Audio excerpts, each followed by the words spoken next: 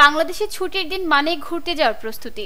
পরিবার পরিজন কিংবা বন্ধু বান্ধবদের নিয়ে দেশের বিভিন্ন দর্শনীয় স্থানগুলোতে ছুটে যান হাজারো মানুষ। ফলে ছুটির দিনে এসব এলাকায় দেখা যায় অতিরিক্ত ভিড়। গত 18 এপ্রিল শুক্রবার ছুটির দিনে তেমনই ভিড় ছিল চট্টগ্রামের সীতাকুণ্ডের বাঁশবাড়িয়া ফেরিঘাটে। সম্প্রতি উদ্বোধন হওয়া এই ফেরিঘাট এখন প্রকৃতিপ্রেমী ও ভ্রমণ পিপাসুদের আকর্ষণের কেন্দ্রবিন্দুতে পরিণত হয়েছে। ফেরিঘাট সংলগ্ন সাগর ও ম্যানগ্রোভ বন পর্যটকের মূল আকর্ষণ। কেউ কেউ সাগরে সাঁতার কাটছেন, কেউ খেলছেন বল, কেউ বা ছবি তুলছেন জিও ব্যাগে দাঁড়িয়ে। এখানে নৌকা ভ্রমণ এবং স্থানীয় মৎস্যজীবীদের জীবিকা সংগ্রাম দেখতে প্রতিদিন শত শত পর্যটক ভিড় জমাচ্ছেন। পর্যটকদের এই ঢলে স্থানীয় দোকানদার, সিএনজি ও টমটম চালক, নৌকার মাঝি ও হোটেল মালিকরা লাভবান হচ্ছেন। ফেরিঘাটের রাস্তায় স্থানীয়দের খাবারের স্টল, নৌকার ভাড়ার ব্যবসা জমজমাট। অতিরিক্ত পর্যটকের ফলে পরিবেশ দূষণ ও অবকাঠামোর উপর বাড়ছে চাপ। স্থানীয় বাসিন্দাদের মতে এই ফেরিঘাটের এই পর্যটনের জোয়ার স্থানীয় অর্থনীতির জন্য আশীর্বাদ হলে পরিবেশ ও সম্পদের সুরক্ষায় সমন্বিত উদ্যোগ জরুরি।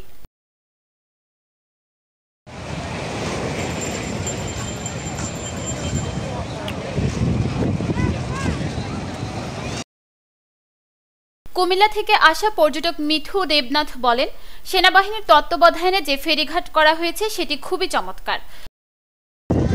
সকালবেলা ছিলাম সীতাকুণ্ডে, এখন আছি বাঁশবাড়ি বিচে। তো এর আগেও আসা হয়েছিল।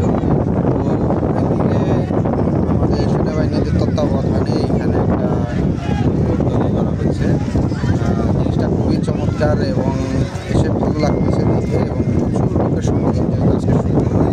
তবে একটা বিষয় আমার কাছে খুবই কষ্ট লাগছে, যেটা হচ্ছে এর আগে আসার পর হচ্ছে পিছনে দেখতে পাচ্ছেন ফাঁকা, এখানে প্রচুর পরিমাণে ঝাউ গাছ ছিল, অর্থাৎ প্রচুর সবুজ ছিল।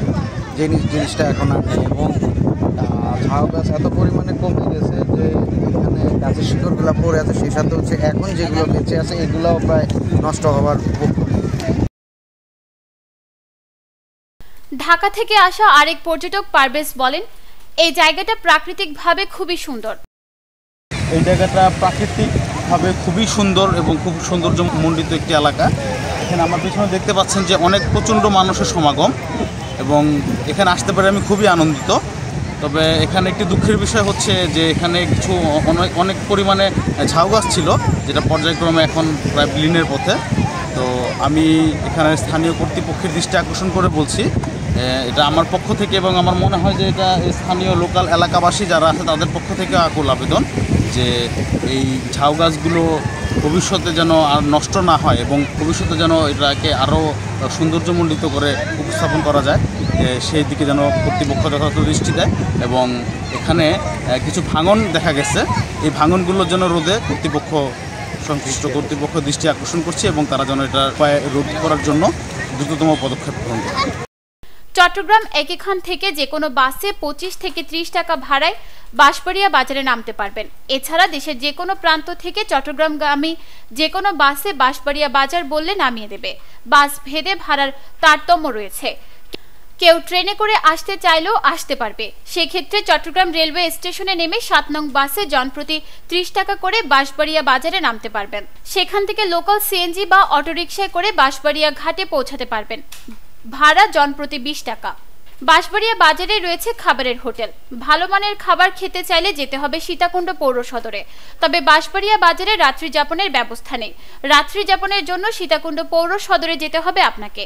সেখানে হোটেল সৌদিয়া আবাসিক, হোটেল সাইমন আবাসিক, হোটেল জলসা আবাসিক, হোটেল শৈবাল আবাসিক, সন্দীপ আবাসিক সহ বেশ কয়েকটি আবাসিক হোটেল রয়েছে। ভাড়া 1000 থেকে 5000 এর মধ্যে।